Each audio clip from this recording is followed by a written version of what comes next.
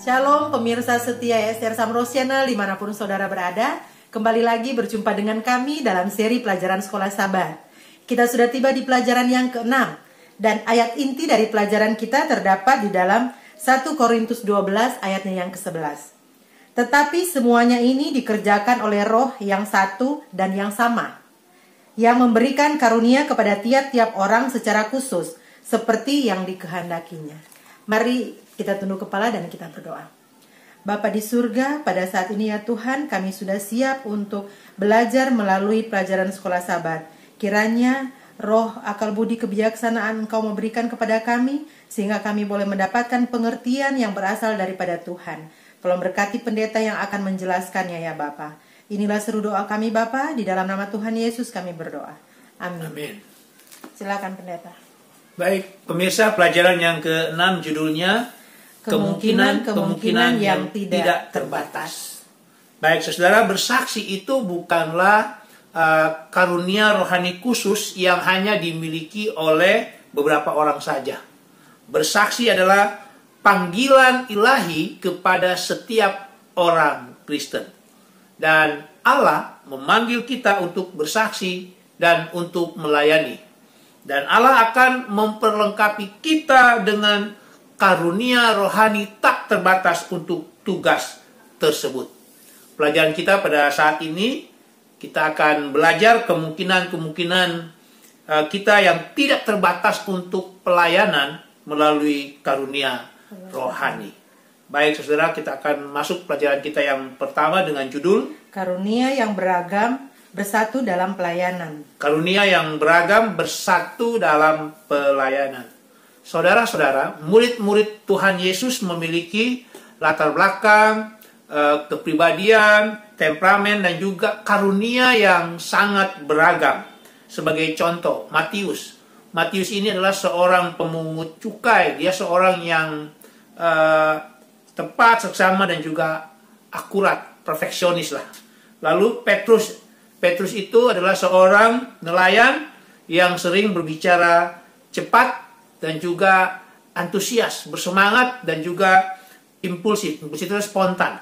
Lalu Yohanes, saudara daripada Petrus, dia juga seorang nelayan yang berhati lembut, tetapi belak-belakan.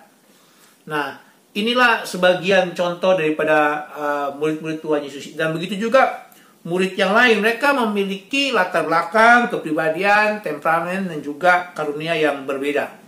Saudara-saudara, meskipun mereka memiliki kepribadian dan karunia yang berbeda-beda, murid-murid dengan penuh kuasa digunakan oleh Allah untuk bersaksi baginya. Oleh karena itu, saudara-saudara, Allah juga rindu menggunakan orang-orang, menggunakan saudara dan saya dari latar belakang, talenta, dan juga kemampuan yang berbeda. Dan Tuhan akan memberikan orang-orang tersebut, memberikan saudara dan saya karunia untuk pelayanan. Dan kalau kita baca di dalam 1 Korintus pasal 12, memang anggota tubuh Kristus memiliki karunia yang berbeda-beda. Tetapi masing-masing karunia itu berharga. Masing-masing karunia itu sangat penting dan diperlukan di dalam pelayanan. Dan ketika kita mendedikasikan karunia-karunia yang berbeda itu sepenuhnya kepada Allah, maka kita dapat membuat perbedaan abadi itu. Karena itu nggak bisa disamakan itu. Setiap orang berbeda untuk bersatu di dalam membantu pelayanan. Jadi pelajaran penting yang pertama, saudara-saudara, apakah keberagaman karunia dapat digunakan dalam pelayanan di jemaat? Saudara-saudara, keberagaman karunia rohani kalau sepenuhnya itu diserahkan kepada Allah, walaupun berbeda-beda, dapat menjadi sesuatu yang berharga, sesuatu yang penting, dan diperlukan dalam membantu pelayanan di jemaat. Kita akan masuk pelajaran kita yang kedua. Judulnya Allah pemberi semua karunia yang baik. Allah pemberi semua karunia yang baik. Saudara, kalau kita baca di dalam 1 Korintus 12 ayat 11, 18, Efesus 4 ayat 7 dan 8, dan juga Yakobus pasal 1 ayat yang ke-17, Tuhan kita, Allah kita memberi kita karunia rohani yang cocok dengan kepribadian kita atau untuk kepribadian kita. Tuhan akan berikan karunia rohani itu. Dan Allah akan menggunakan keterampilan kita itu untuk melayani tujuannya dan juga memuliakan nama Tuhan. Dan saudara-saudara, ketika kita menyerahkan diri kita kepada Tuhan, kepada Kristus melalui baptisan, kita akan menjadi apa? Anggota tubuh Kristus, yaitu menjadi anggota gereja, anggota jemaat. Maka saudara-saudara, Allah melalui Roh Kudus memberikan karunia rohani sehingga kita dapat melayani gereja dan juga dapat bersaksi kepada dunia. Jadi sama seperti Tuhan kita Yesus Kristus diurapi Roh Kudus untuk mempersiapkan dan melengkapinya bagi pelayanannya pada saat pembaptisan Tuhan Yesus, demikian juga masing-masing kita pada saat kita dibaptiskan. Jadi kita juga akan dilengkapi untuk pelayanan, ya, untuk melakukan kegiatan bersaksi. Jadi pelajaran kita yang kedua, pelajaran pentingnya adalah siapakah yang memberikan kita karunia rohani untuk pelayanan. Saudara-saudara, Allah lah ya melalui Roh Kudus yang memberikan kepada kita karunia rohani untuk mempersiapkan dan melengkapi kita di dalam pelayanan dan juga bersaksi. Selanjutnya pelajaran yang ketiga, judulnya Ibu Pendeta. Judulnya tujuan karunia-karunia rohani. Tujuan karunia-karunia rohani. Saudara-saudara, sekali lagi Tuhan memberikan karunia-karunia rohani untuk memelihara dan memperkuat gerejanya dalam menyelesaikan pelayanannya. Karunia rohani dirancang untuk mengembangkan gereja yang bersatu dan juga untuk mempersiapkan gereja di dalam menyelesaikan misi Allah di dunia. Jadi di sini ada beberapa contoh karunia rohani. Jadi karunia rohani itu adalah seperti menolong, melayani, memberitakan Injil, mengajar, menasehati, mendorong orang supaya tetap semangat, memberi, lalu keramah tamahan, belas kasihan, termasuk penyembuhan, yang menyembuhkan, bernubuat, berkhotbah juga itu, berkata-kata juga itu adalah karunia rohani. Dan yang lainnya saudara bisa lihat di dalam Roma pasal 12 dan juga 1 Korintus pasalnya yang ke-12. Lalu pertanyaannya, apa hubungan antara karunia rohani dan juga talenta alami? Ini yang sering orang Kristen pertanyakan. Karunia rohani, apa sih dia punya perbedaannya? Apakah hubungannya dengan talenta? Ya. Saudara-saudara, karunia rohani itu adalah kemampuan yang diberikan oleh Allah melalui Roh Kudus kepada setiap orang percaya. Dan itu mencakup talenta alami, tetapi talenta alami itu disucikan, telah disucikan oleh Roh Kudus untuk memperlengkapi umat Tuhan, orang-orang percaya itu bagi pelayanan. Dan setiap orang percaya pasti semua Tuhan berikan yang namanya talenta alami. Tetapi masalahnya, saudara-saudara, tidak semua talenta alami orang percaya itu digunakan di dalam pelayanan. Jadi saya mau ulangi lagi bahwa karunia rohani itu adalah kemampuan yang Tuhan berikan melalui kuasa Roh Kudus kepada setiap orang percaya. Ya, itu termasuk talenta yang Tuhan berikan, yang telah disucikan oleh kuasa Roh Kudus untuk memperlengkapi mereka di dalam pelayanan. Cuma masalahnya banyak orang Kristen, banyak orang percaya ini, talenta alaminya ini tidak digunakan untuk pelayanan. Jadi saudara-saudara, hanya talenta alami yang digunakan untuk pelayanan, maka talenta alami itu berkembang menjadi karunia rohani. Lalu yang berikutnya, saudara-saudara, Allah juga menetapkan jabatan khusus di gereja seperti pendeta dan juga penatua atau anggota majelis lah sekarang sebagai guru di dalam tubuh Kristus, di dalam jemaat, di dalam gereja, untuk memelihara dan memperlengkapi setiap anggota dalam pelayanan, serta membantu anggota dalam menemukan karunia rohani mereka. Lalu mengajarkan mereka, anggota jemaat, untuk menggunakan karunia-karunia tersebut untuk membangun. Ya, sekali lagi, untuk membangun tubuh Kristus atau gereja atau jemaat. Itu kita bisa baca di dalam Efesus pasal 4 ayatnya yang ke-11 dan ayatnya yang ke-12. Jadi pelajaran penting yang ketiga, apakah tujuan karunia rohani Tuhan berikan, Allah berikan kepada jemaatnya? Saudara-saudara, tujuan karunia rohani diberikan kepada jemaat adalah untuk memelihara, memperkuat, dan mengembangkan gereja atau jemaat dalam menyelesaikan pelayanan yang Tuhan percayakan. Berikutnya pelajaran yang keempat. Judulnya menemukan karunia-karunia Anda.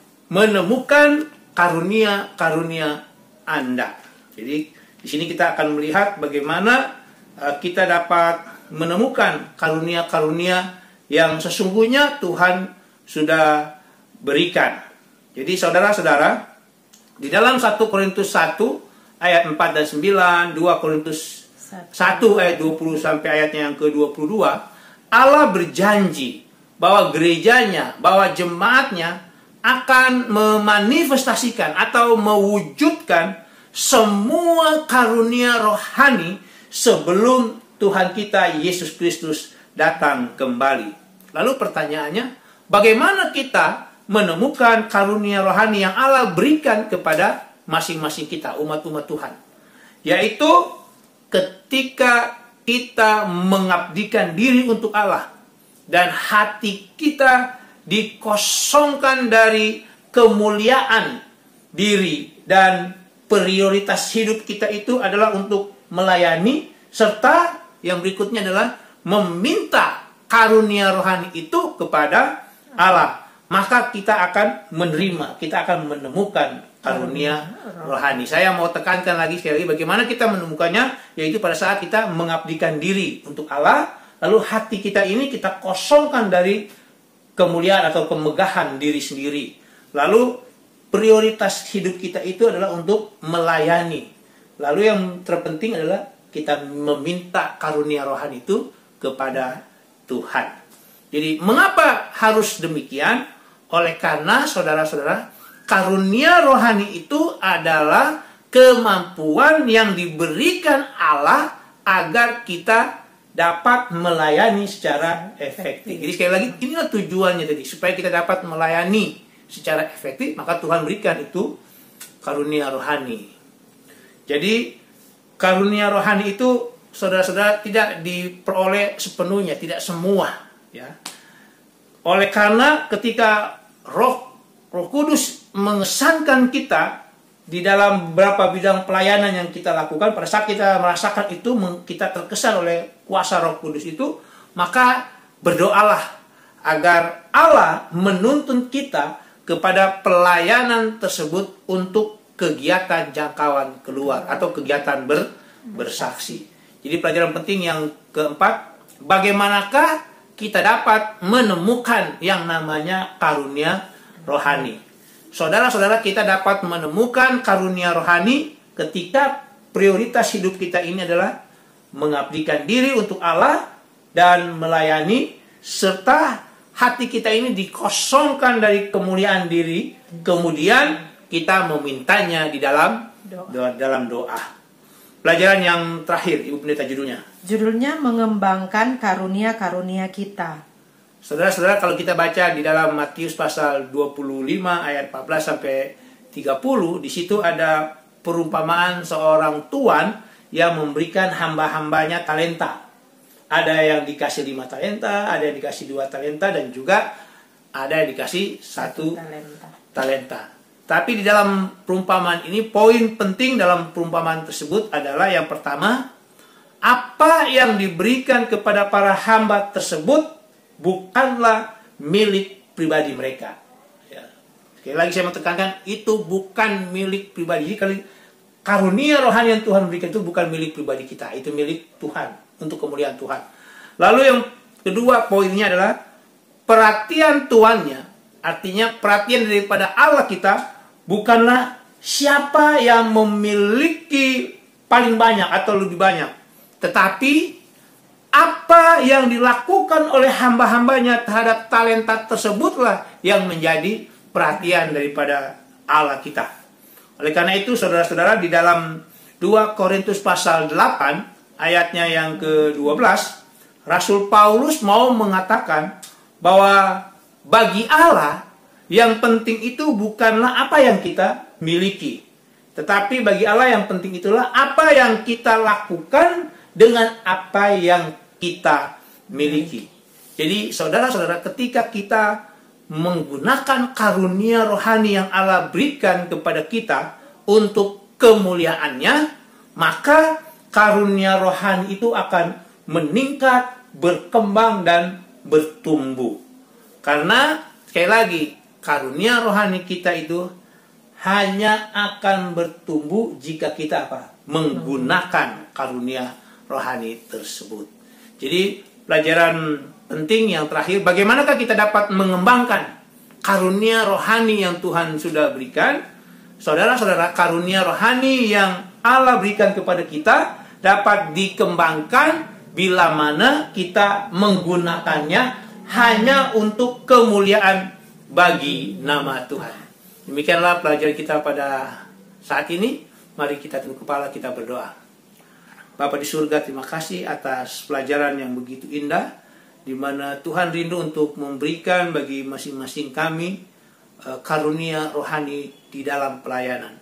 Oleh karena itu Tuhan, kami mau mengabdikan diri kami mau supaya prioritas hidup kami hanyalah untuk melayani. Oleh karena itu Tuhan, berikanlah kepada kami karunia rohani itu, sehingga kami boleh dapat melayani secara efektif bagi hormat kemuliaan nama Tuhan. Bapa di surga memberkati kami semua. Inilah sebelum kami Bapa, di dalam nama Tuhan Yesus. Amin.